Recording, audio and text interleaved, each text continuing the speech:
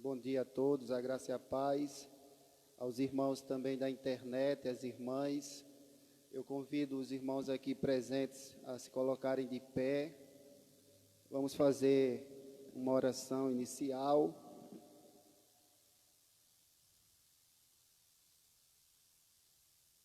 Pai amado, muito obrigado, Senhor, pela vida dos nossos irmãos e irmãs que aqui estão. Eu louvo a Ti por cada vida aqui presente, por cada vida que está neste momento nos acompanhando pela internet. Abençoa, Deus, todos nós, que nós possamos estar aqui cientes de quem é o Senhor, o único digno e merecedor de toda a honra e toda a glória. Colocamos diante do Teu altar as nossas vidas, pedimos a Ti perdão pelos pecados que cometemos por palavras, ações, pensamentos, omissões. Somos pessoas imperfeitas, falhas, mas que o pecado não deve ser um costume, uma rotina, mas sim um acidente na vida do servo do Senhor. Ó Deus eterno, muito grato nós somos pelo dom da vida eterna. Esse dia no qual o Senhor mesmo escolheu para ser o dia do Senhor, o dia em que nós reservamos para adorar o Teu santo nome, para Te bendizer. Por isso, ó Deus eterno, pedimos ao Senhor que fale ao nosso coração nesta manhã, que o Senhor receba tudo que vai ser feito aqui, a começar desta oração, Senhor, que chegue como aroma suave às Tuas narinas, e que o Senhor escute segundo a Tua santa, sábia e soberana vontade. Abençoa os enfermos, os doentes, os necessitados, os desempregados. Abençoa o nosso país, abençoa o nosso planeta Terra. Ó Deus eterno, pedimos pelos enlutados, aqueles que perderam entes queridos, que o Senhor conforte e console o coração, a vida de cada um deles. Fica conosco, em nome de Jesus, é assim que eu oro, amém. Queridos, abra a sua Bíblia no Salmo 96, tributo à glória e majestade de Deus. Salmo 96.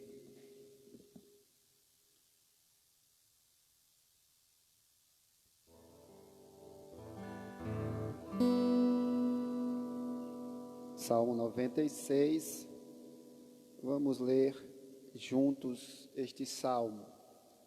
Cantai ao Senhor um cântico novo, cantai ao Senhor todas as terras, cantai ao Senhor, bendizei o seu nome, proclamai a sua salvação dia após dia, anunciai entre as nações a sua glória, entre todos os povos as suas maravilhas, porque grande é o Senhor e muito digno de ser louvado, temível mais que todos os deuses, porque todos os deuses dos povos não passam de ídolos, o Senhor, porém, fez os céus, glória e majestade estão diante dele, força e formosura no seu santuário. Tributai ao Senhor, ó famílias dos povos, tributai ao Senhor glória e força, tributai ao Senhor a glória devida ao seu nome. Trazei oferendas e entrai nos seus átrios. Adorai o Senhor na beleza da sua santidade. Temei diante dele todas as terras. Dizei entre as nações: reina o Senhor. Ele firmou o mundo para que não se abale e julga os povos com equidade. Alegrem-se os céus e a terra exulte. Ruja o mar e a sua plenitude. Fogue o campo e tudo que nele há. Regozijem-se todas as árvores do bosque na presença do Senhor, porque vem julgar a terra, julgará o mundo com justiça e os povos consoante a sua fidelidade. Amém, queridos. Ainda em pé, cantemos o cântico Jesus em tua presença.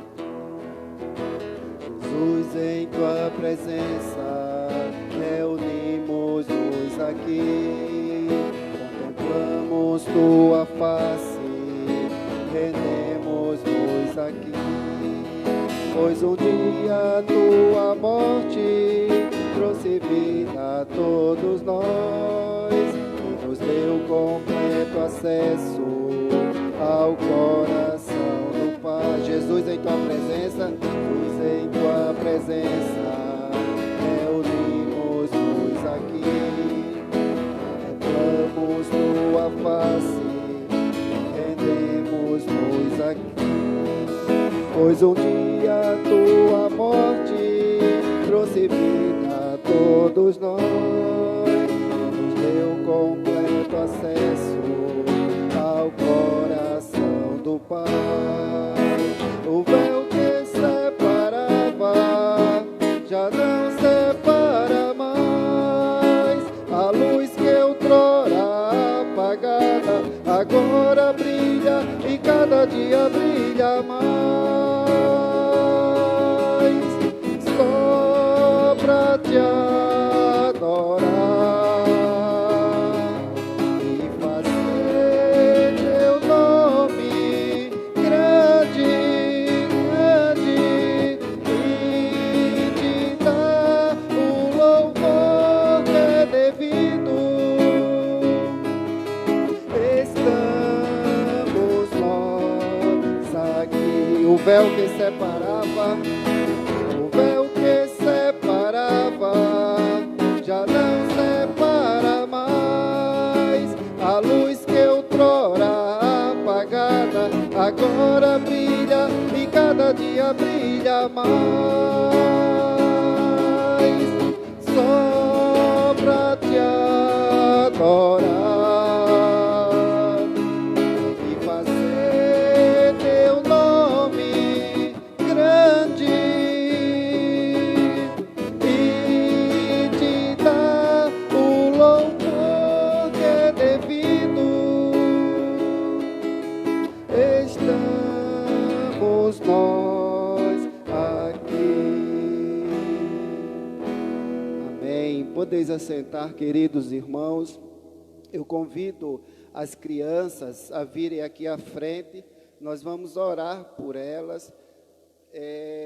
Hoje nós vamos ter a divisão de classes e estamos retornando, né, com as divisões de classe, que domingo não foi possível.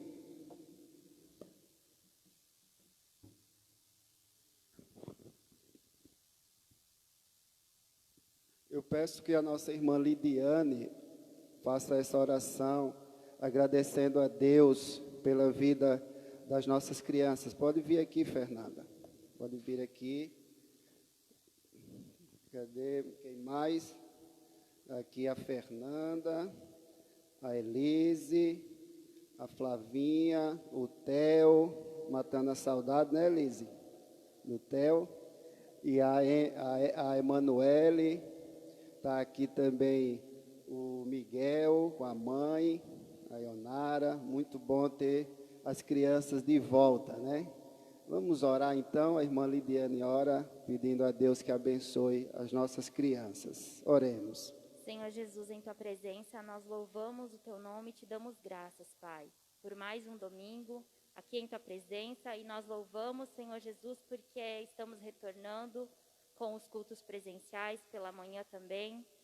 Nós agradecemos o teu nome porque tu tem nos dado força, Pai, para passar por toda essa situação. Te agradecemos pela vida das crianças, Pai. Louvamos o teu nome por eles. Eles serão o futuro da igreja.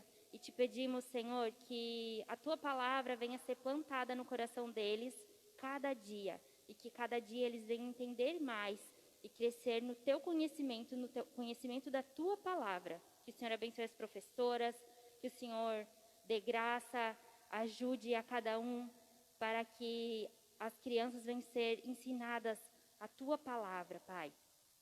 Te agradecemos por esse momento que o Senhor nos proporcionou de poder estar matando a saudade, Senhor, assim, das crianças, dando aula presencial. E te pedimos, Senhor, que o Senhor fale também conosco através da tua palavra, Pai. Obrigada por mais uma semana e por mais um domingo em tua presença. Amém.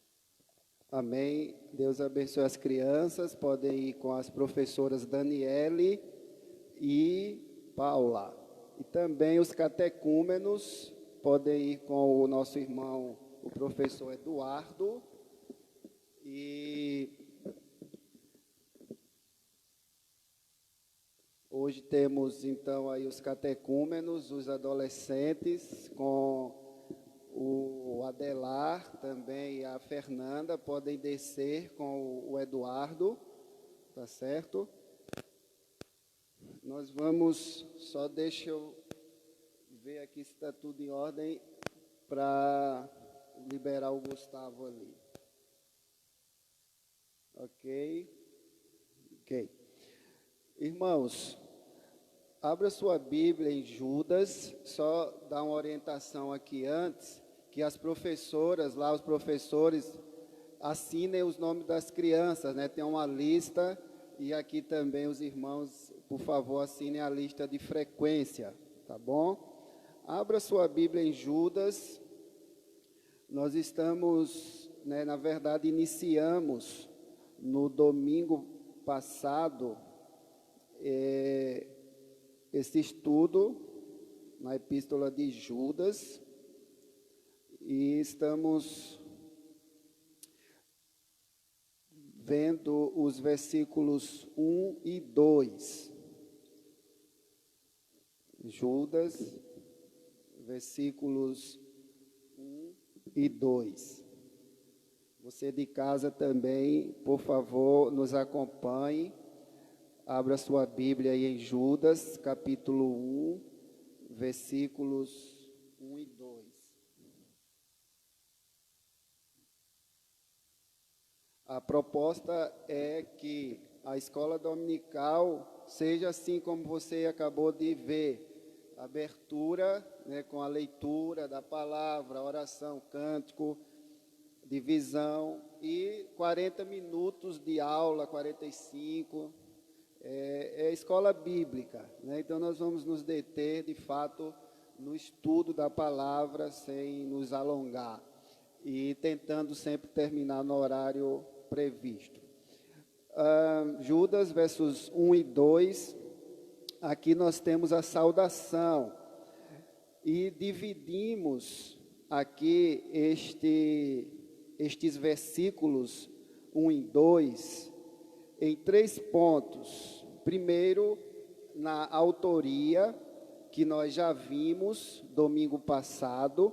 Segundo ponto é que nós vamos ver hoje, as pessoas a quem a epístola foi endereçada. E último, a saudação de Judas. Então, nós vamos nos limitar a esses 3 pontos nestes versículos 1 e 2, que diz assim: Judas, servo de Deus, servo de Jesus Cristo e irmão de Tiago, aos chamados, amados em Deus, Pai, e guardados em Jesus Cristo, a misericórdia, a paz e o amor vos sejam multiplicados. Pai amado, muito obrigado pela leitura da Tua Santa Palavra. Pedimos que o Senhor ilumine as nossas mentes, os nossos corações, para que entendamos o que o Senhor tem para nos ensinar nesta manhã, através destes 2 versículos. É assim que eu te rogo, em nome de Jesus. Amém. Irmãos,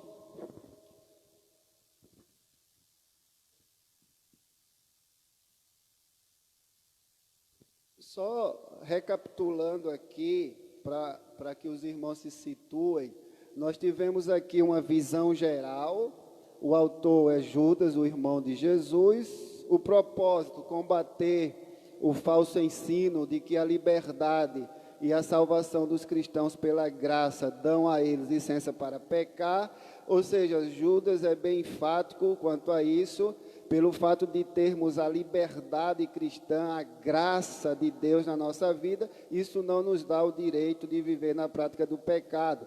E nós vimos isso, que muitos têm o pensamento errôneo sobre nós presbiterianos, sobre nós reformados, quanto à questão da doutrina da predestinação, pois muitos acham que nós cremos que fomos eleitos para a vida eterna e por isso nós podemos fazer o que bem quisermos, o que bem entendermos. E isto não é verdade, porque nós fomos, como o próprio apóstolo Paulo nos ensina na sua carta aos Efésios, chamados para sermos santos, sermos irrepreensíveis, né? Então, quem diz isso não conhece de fato a Bíblia, porque a predestinação, a eleição são temas da Bíblia, não é invenção de João Calvino, não é invenção de nenhum reformador. Mas o próprio Jesus, ele disse que se o Pai não os enviar, né, aqueles que o Pai os enviar, de maneira nenhuma ele vai lançar fora. Então Jesus mesmo já falou sobre predestinação, sobre eleição, quando em João capítulo 15 ele nos ensina isso. Então, a data antes de 65, 67 depois de Cristo, as verdades fundamentais: primeira, um castigo rigoroso aguarda aqueles que se rebelam contra Deus e Cristo. Então, a gente não deve se iludir que há punição para aqueles que de fato se rebelam contra Deus e contra Cristo. Não, aquela velha pergunta, por que pessoas boas sofrem e pessoas ruins se dão bem? Isso não é verdade. Elas, no final das contas, vão se ver com Deus, tá bom? Então, a gente não pode achar isso. A outra verdade, os cristãos devem resistir com vigor aos falsos mestres na igreja. Interessante é que os falsos mestres, eles estão dentro da igreja, né? E a gente precisa combater isso. O próprio apóstolo Paulo, em Atos, ele se despedindo ali dos presbíteros em Éfeso, né? Ele alerta, né? Dentro de vós, né? Então, dentro. Então, a gente precisa ter cuidado quanto a isso. Terceira verdade fundamental, que foi extraída do estudo, né, da Bíblia de Genebra: a liberdade cristã e a livre graça de Deus não dão aos cristãos licença para pecar. É o que eu falei, o propósito, né? Então, nós temos liberdade, nós temos, de fato, uma livre graça vinda da parte de Deus, e isso não é alvará para nós vivermos na prática do pecado. Uma quarta verdade fundamental é que nós cristãos somos responsáveis por procurar ativamente fazer boas obras e crescer espiritualmente. Então, quanto à salvação, é obra plena, né, completa de Deus. Mas quanto à santificação, requer esforço nosso. Então, a gente precisa entender isso e se esforçar. Por isso, aquele versículo que diz que o reino de Deus é tomado por esforço, porque não quanto à salvação, mas uma vez salvos, já que somos salvos, nós devemos nos esforçar para vivermos de acordo com aquilo que nós fomos chamados para ser, santos e irrepreensíveis. Então, há um esforço tremendo, uma luta tremenda da carne, né, contra o Espírito, que Paulo fala em Romanos capítulo 7. O autor, Judas, servo de Jesus Cristo, irmão de Tiago, já vimos aqui essas questões, não vou me deter. Judas era meu irmão, meio irmão de Jesus, assim como Tiago também era, não nascido da obra do Espírito Santo. Só Jesus foi nascido pela obra, pelo poder do Espírito Santo, da Virgem Maria. Depois de Jesus, aí abriu porta para os outros meio-irmãos dele, tá certo? Pelo contato que a gente conhece muito bem como funciona. Vimos, então, quanto ao autor, que lemos estes versículos em Marcos 3:21, João 7:5, Atos 1:14, que nem os próprios irmãos dele, né, criam nele, só foram crer nele após a sua ressurreição. Mas já vimos quem foi Judas, a sua posição oficial como um evangelista, vimos no domingo passado que ele se autodenomina aqui servo de Jesus Cristo, ele não usa da prerrogativa de ser meio-irmão de Jesus, eu falei isso domingo passado, né? Muitos de nós talvez poderíamos ceder a esta tentação, como eu falei, o exemplo de alguém que é irmão ou parente de algum, por exemplo, juiz, desembargador, prefeito, governador, presidente, e aí você acha de direito para dar aquela carteirada, né? Ó, meu irmão é desembargador, viu? Deixe-me entrar aqui. Ó, o meu irmão é o diretor deste hospital, então eu quero entrar, eu quero ter livre acesso aqui. Não funciona assim, muitos fazem isso, né, de privilégios, mas Judas não fez isso, provavelmente por causa da sua humildade, que ele entendia, e humildade, diga-se, que é eu reconhecendo quem eu sou e quem Deus é, e ele reconhecia de fato quem Jesus era, quem seu irmão era, o Filho de Deus.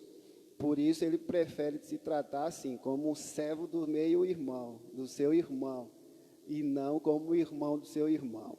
Então, aí vimos essa palavra doulos, que é alguém que pertence a outro, um escravo sem quaisquer direitos de propriedades próprios, crentes que voluntariamente vivem sob a autoridade de Cristo, como seus seguidores devotos ou devotados. Então, é aquele escravo que não está mais forçado a um senhor, não está por obrigação, por temor, por domínio, por imposição, mas sim é aquele que diz, não, eu quero servir a ele. É um escravo livre, né? Eu pertenço a ele.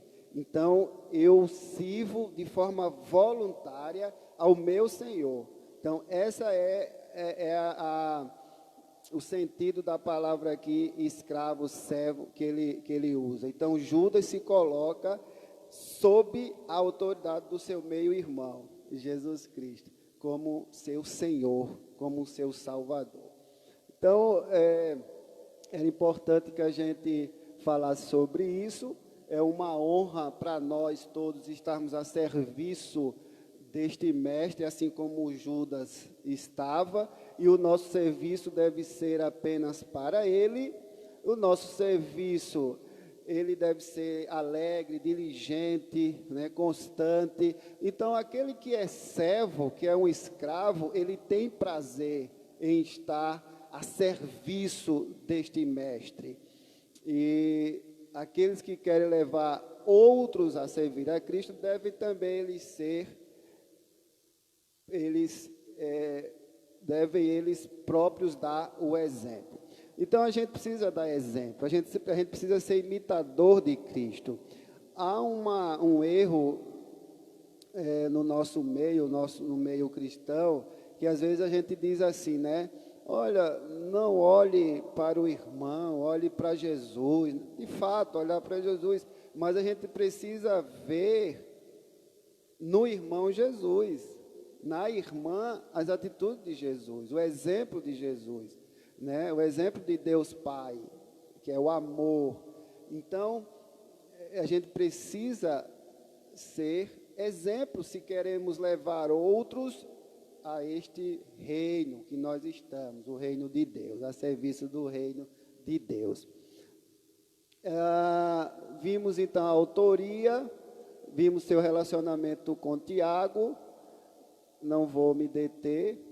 Então vamos agora para o segundo ponto desta destes versículos 1 e 2, quais foram as pessoas a quem a epístola ela foi endereçada.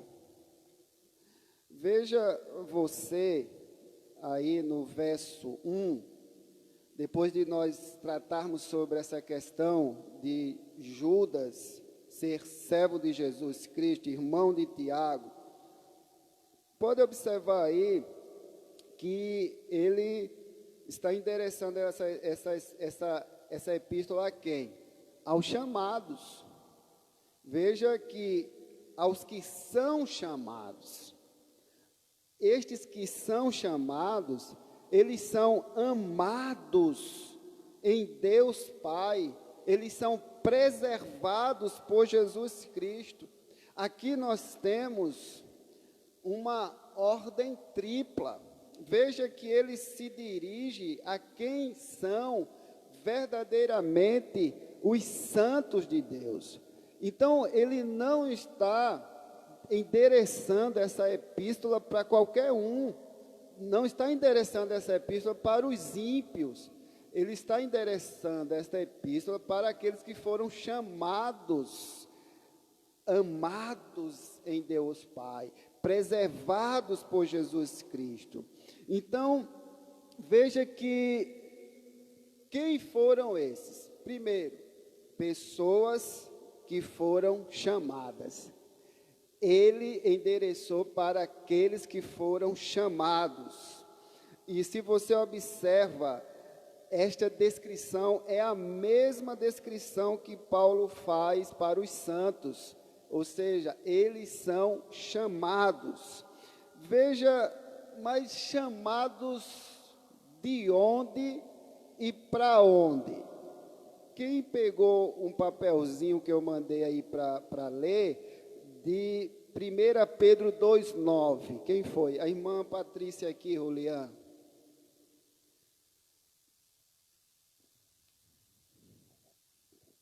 A irmã Patrícia vai ler 1 Pedro 2,9, você que está em casa e vai ouvir, pode ler, irmã Patrícia.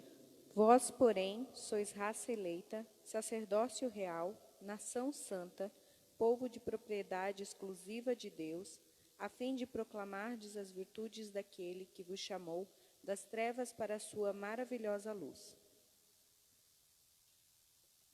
Muito bem. Então você observa que pessoas chamadas, primeiro de quê? Das trevas para a sua maravilhosa luz, para a luz de Deus. Então, eu e você, nós fomos chamados das trevas para a luz. Essa é a primeira coisa que eu e você, que está em casa precisa entender. Nós saímos das trevas, nós estávamos na escuridão e agora nós estamos na luz de Deus. Não é qualquer luz, na luz de Deus. E também nós fomos chamados de acordo com o propósito de Deus. Veja, das trevas para a luz, mas de acordo com o propósito de Deus, não com o nosso propósito. Romanos 8, 28, quem foi que pegou essa leitura? Quem foi? Foi Giovana, então, pode ler, por favor, Giovana. Sabemos que todas as coisas cooperam para o bem daqueles que amam a Deus, daqueles que são chamados segundo o seu propósito. Então, vocês observam aí que não é todo mundo que é chamado.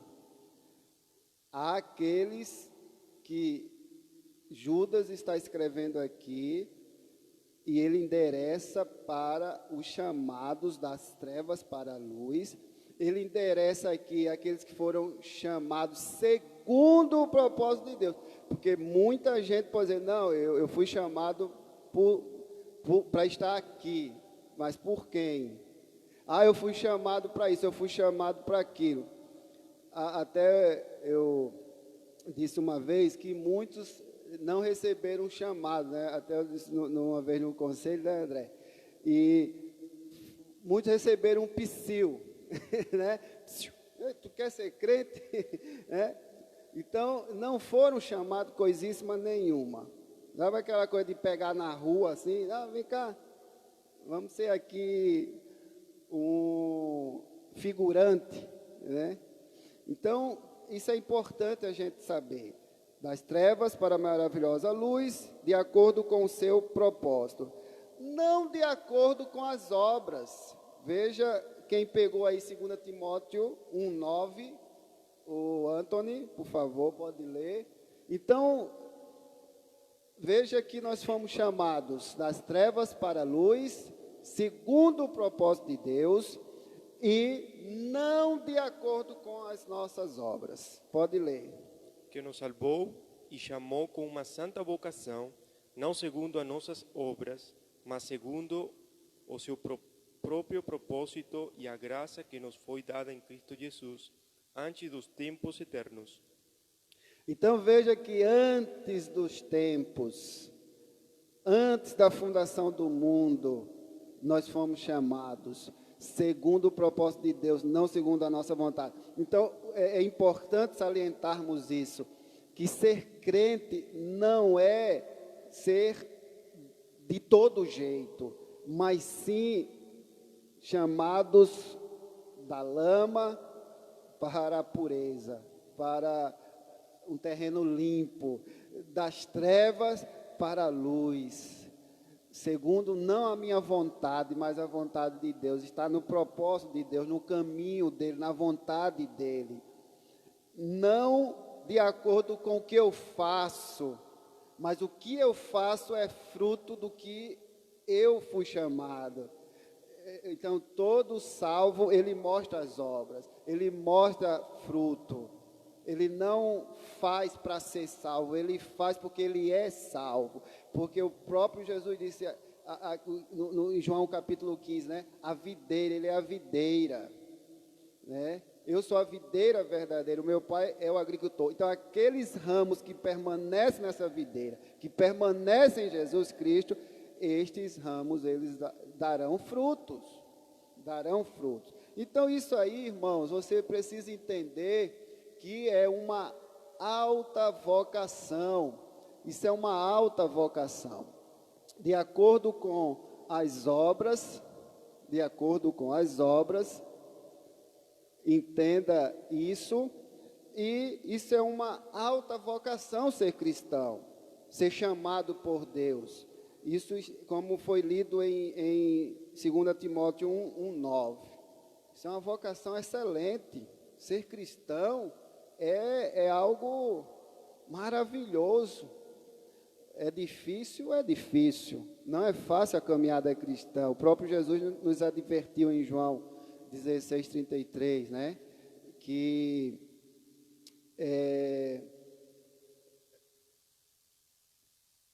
nós teríamos aflições, mas que nós deveríamos ter bom ânimo.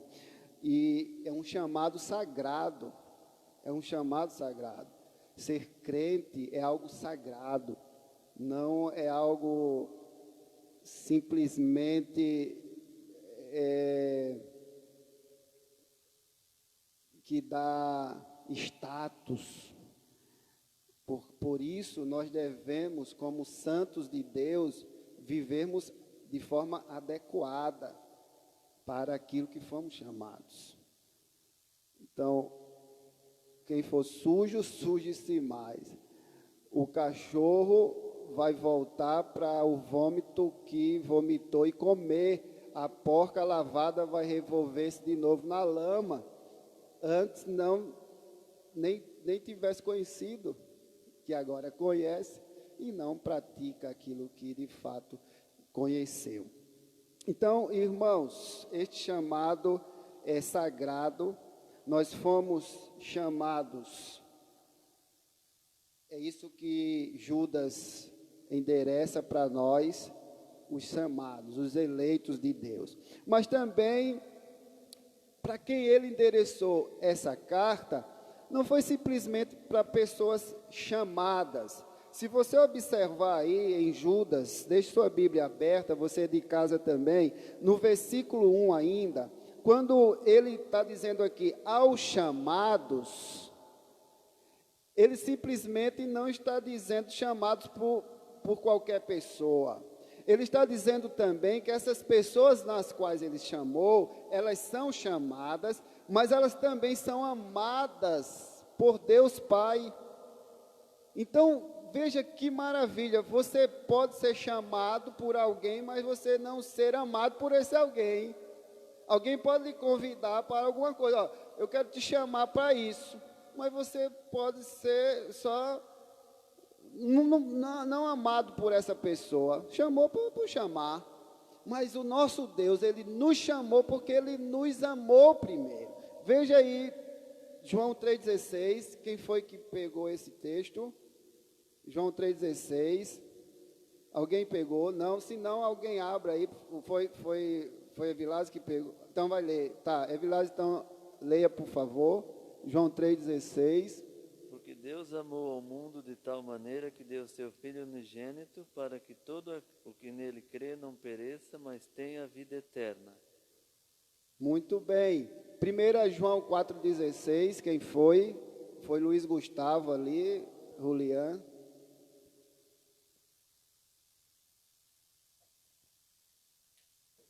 E nós conhecemos e cremos no amor que Deus tem por nós.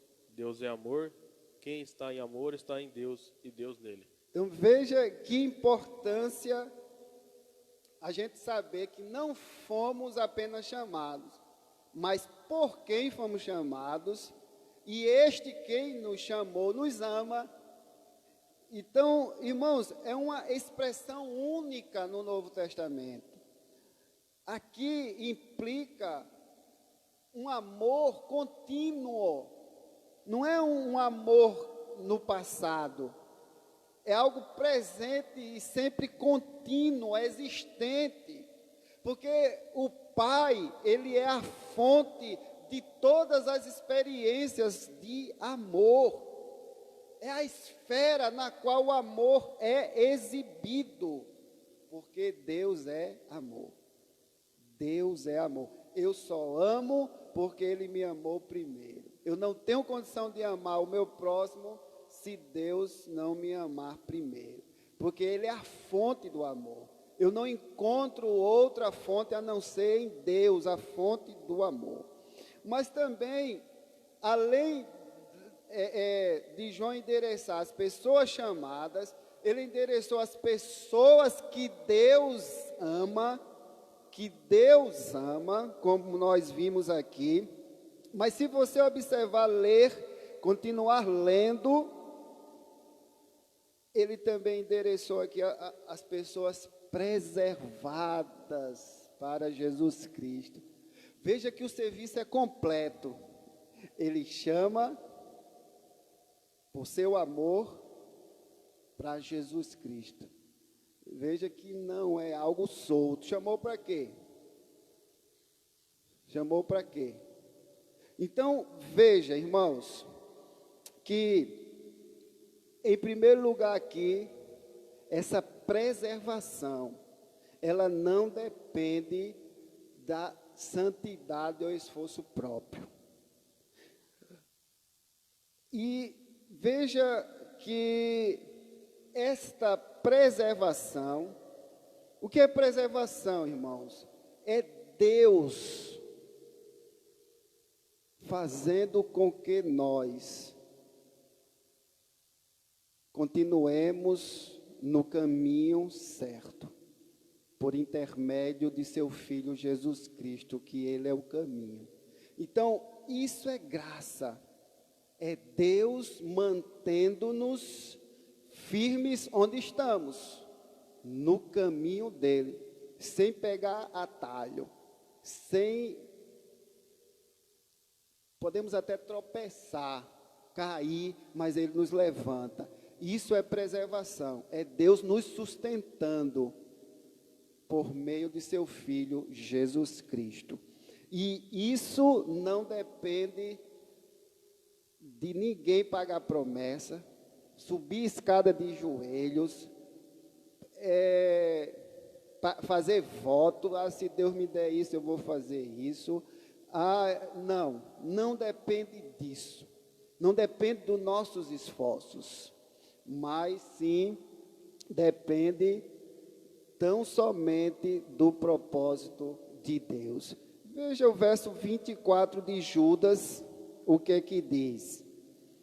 Ora, aquele que é poderoso para vos guardar de tropeços e para vos apresentar com exultação imaculada diante da sua glória. Então, quem é que nos preserva, quem é que nos guarda de tropeçarmos? É Deus, por meio do seu Filho Jesus Cristo. Então, observe que não depende de mim, não depende de você, depende dele, de Deus nos preservar. Abra aí quem foi que pegou 1 Coríntios 1:8. Ninguém daqui pegou, mas alguém pode abrir então. Ionara, pode ler? 1 Coríntios 1:8.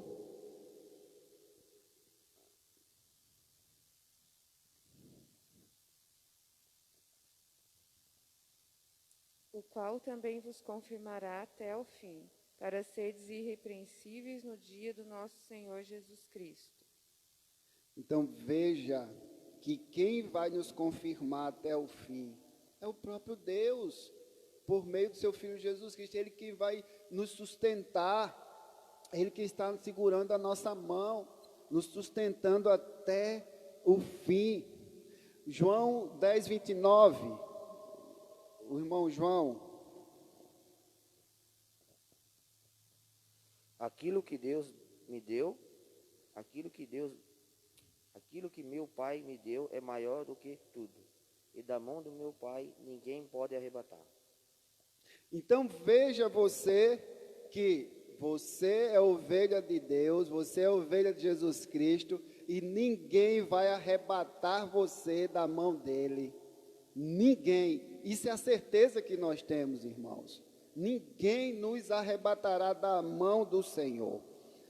1 João 3:9, o presbítero André.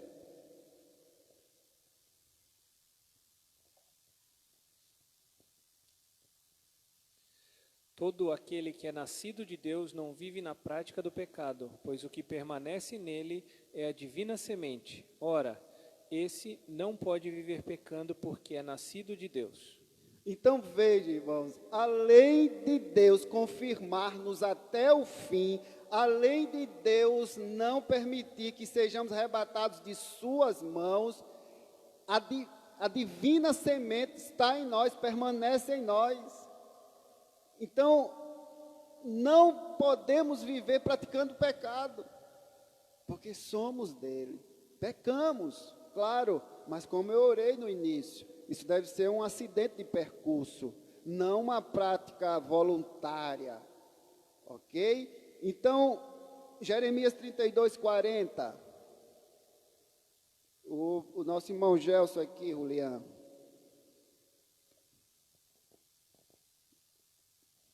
Farei com eles aliança eterna, segundo a qual não deixarei de lhes fazer o bem, e porei o meu temor no seu coração, para que nunca se apartem de mim.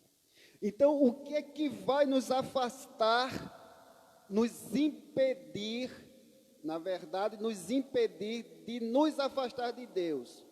É o temor, esse respeito, essa reverência, que Ele mesmo coloca em nosso coração. Estão notando que por nós mesmos, nós não temos condição de dizer assim, eu quero Deus.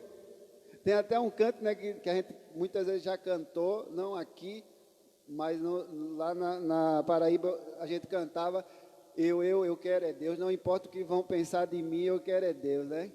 Mas a gente não quer Deus se Ele não colocar isso em nós. Essa é a grande questão. 1 Pedro 1:5, o irmão Julián. Que sois guardados pelo poder de Deus, mediante a fé, para a salvação preparada para revelar-se no último tempo. É o que o próprio Judas diz no verso 24. Nós somos guardados pelo poder de Deus. Então, meus irmãos, você que está aí na internet, pode ter certeza, se você está firme no caminho do Senhor até hoje, é por causa dele. Não por nós mesmos, mas é porque ele tem nos sustentado. Ele tem nos sustentado e nos dado esta fé para a salvação. Continuando aqui, em último lugar, nós vimos então a autoria, dentro destes dois versículos 1 e 2, dentro da saudação, nós vimos a autoria, nós vimos a quem esta carta foi endereçada, e por fim, nós temos aqui, propriamente dita, a saudação numa ideia tríplice, assim como Paulo faz, né, da graça, do amor e da misericórdia. Judas, ele usa também a tríplice ideia da misericórdia, paz e amor sejam multiplicados. Então, nós temos aqui, em primeiro lugar, a misericórdia, compaixão de Deus, sabendo da nossa miserabilidade. Ele se compadece de nós. E essa misericórdia não é do homem, essa misericórdia é do Pai. Ela vem de Deus. Ela vem de Deus. É um atributo dele, um atributo distinto, porque nós sabemos que a sua misericórdia dura para sempre, e as suas misericórdias são a causa de não sermos consumidos. Deus é misericordioso, irmãos. Há esta misericórdia perdoadora, esta misericórdia que é restauradora, que é restritiva, esta misericórdia que é suprema. Portanto, ele tem entranhas de misericórdia, ele tem prazer em mostrar misericórdia. Por isso, nós devemos ser misericordiosos, como ele é. Mas também, aqui nós temos uma outra questão, que é a paz. E esta paz, ela é por meio de Jesus Cristo. Ela vem por meio de Jesus Cristo. Primeiro, porque ele é a nossa paz. Abre aí Efésios 2,14, a irmã Patrícia aqui, Julián. Efésios 2,14.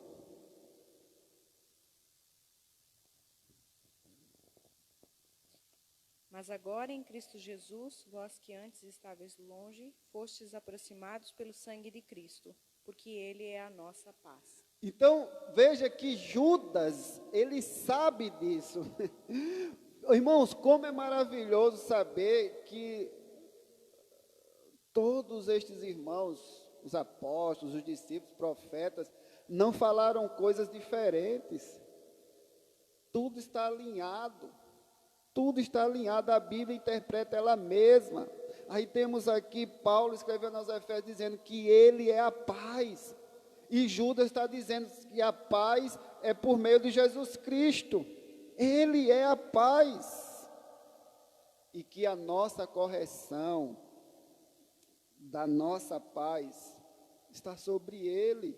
Veja, Isaías, o profeta Isaías, disse o que Paulo disse agora, que a irmã Patrícia leu. Isaías capítulo 53, versículo 5, a irmã Vanilza. Mas ele foi transpassado pelas nossas transgressões e moído pelas nossas iniquidades. O castigo que nos traz a paz estava sobre ele, e pelas suas pisaduras fomos sarados. Vejam você que Paulo, ele leu Isaías. Era a Bíblia dos apóstolos, o Antigo Testamento. Então, ele é a paz. O castigo que nos trouxe a paz estava sobre a paz, estava sobre ele, Cristo Jesus, a paz. Mas também, irmãos, ele não é só a nossa paz. Ele dá a paz. João 14, 27. Quem foi? A irmã Elda. João 14, 27. Deixo-vos a paz, a minha paz vos dou. Não vou lá dou como a do mundo. Não se perturbe-se o vosso coração, nem se atemorize. Amém. Então veja, a paz é por meio do Filho, Ele é a nossa paz, Ele dá a paz e Ele também pregou a paz. Efésios 2,17, irmã Valquíria. Efésios 2,17. E vindo, evangelizou paz a vós outros que estáveis longe, e a paz também aos que estavam perto. Então veja, irmãos, que grande será a paz dos filhos de Deus. Agora é uma coisa interessante, que a paz nós devemos buscar. Mas também é interessante que a paz, ela deve ser buscada, mas sem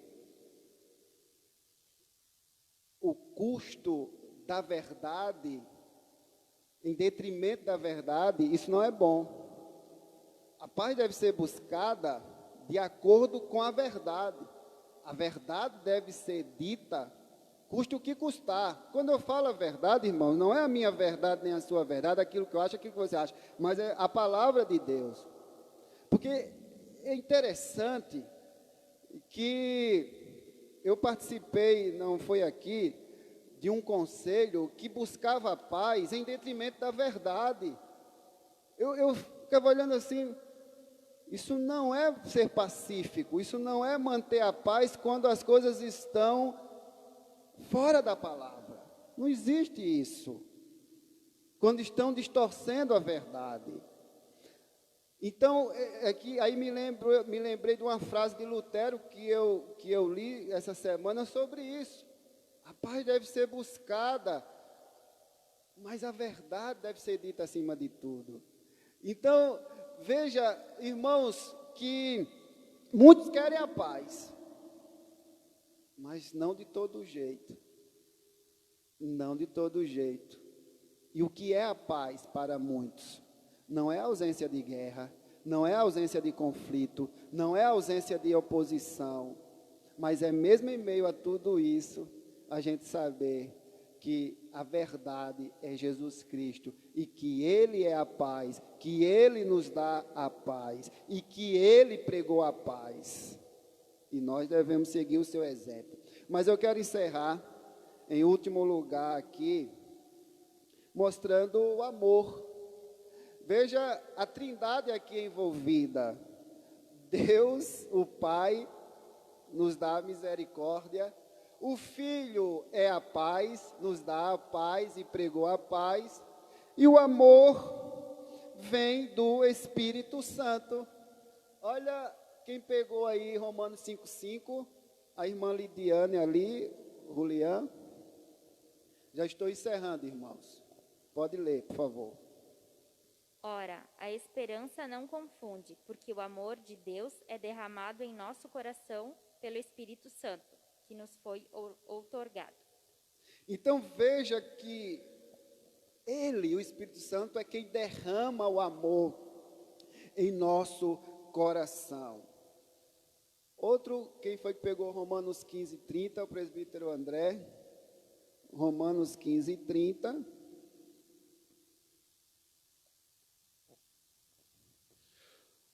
Rogo-vos, pois, irmãos, por nosso Senhor Jesus Cristo e também pelo amor do Espírito, que luteis juntamente comigo nas orações a Deus a meu favor.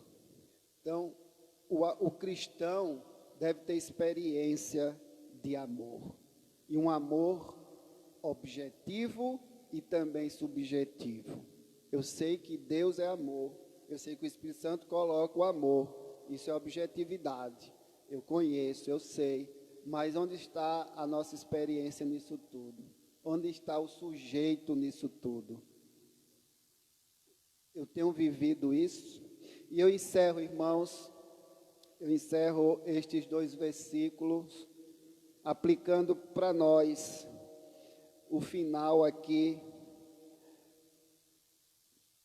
que Judas, ele coloca no sentido de tanto essa tríplice ideia aqui, essa tríplice saudação sobre misericórdia, paz e amor, ele sejam multiplicados. Olha que maravilha. Judas está orando aqui para que estas graças, porque isso tudo é graça, misericórdia, paz, amor, isso é graça, isso é favor imerecido, sejam multiplicadas. Primeira coisa, isso implica que nós que somos santos separados, né, chamados para o louvor da glória dele, nós somos até a morte incompletos. Até a morte nós somos incompletos em suas graças. E que nunca chegará um momento em que esta oração não possa ser oferecido pelos santos na carne. Uma segunda coisa aqui é que esta oração, ela visa não a nossa glória, ela visa a glória de Deus, mas visa também o nosso conforto que nós temos, que é a paz, que é Cristo Jesus. Terceira coisa é que o Senhor está sempre disposto a transmitir seus melhores dons.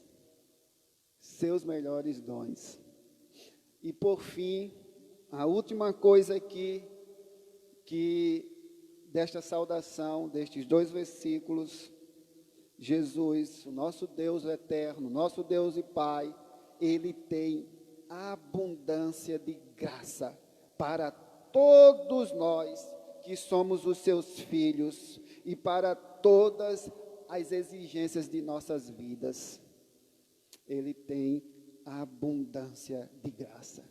Que Deus nos abençoe em nome de Jesus. Vamos nos colocar de pé. Vamos encerrar, vamos orar. Peço que você fique de pé, você em casa também ore. Eu peço ao nosso irmão Gelson que faça essa oração, encerrando a nossa escola bíblica nesta manhã. Paizinho, nós te agradecemos pela tua palavra, te agradecemos por esses momentos, te agradecemos porque nós não compreendemos as tuas misericórdias, nós não entendemos tamanha graça que tu tens para conosco, por sermos tão falhos, mas permita, Pai, que ao estudarmos a tua palavra tenhamos o intuito de santificação, de sermos um pouquinho melhores do que ontem, e que tenhamos o propósito de querermos, de desejarmos sermos perfeitos como tu queres, nos nossos dias e por toda a eternidade sabemos que seremos. Muito obrigado, ó Pai, pela graça inaudita de sermos chamados teus filhos. Te agradecemos pela oportunidade que tu nos destes, te agradecemos por termos ouvido a tua voz. E pedimos, ó Deus, continua conosco e desperta em nós o desejo de sermos fiéis até a morte. Em nome de Jesus é que nós te agradecemos. Amém. Amém. Podeis assentar. Irmãos, hoje à noite, às 19 horas, teremos o nosso culto de adoração a Deus. Convido a todos a estarem de volta à noite. E você que não veio hoje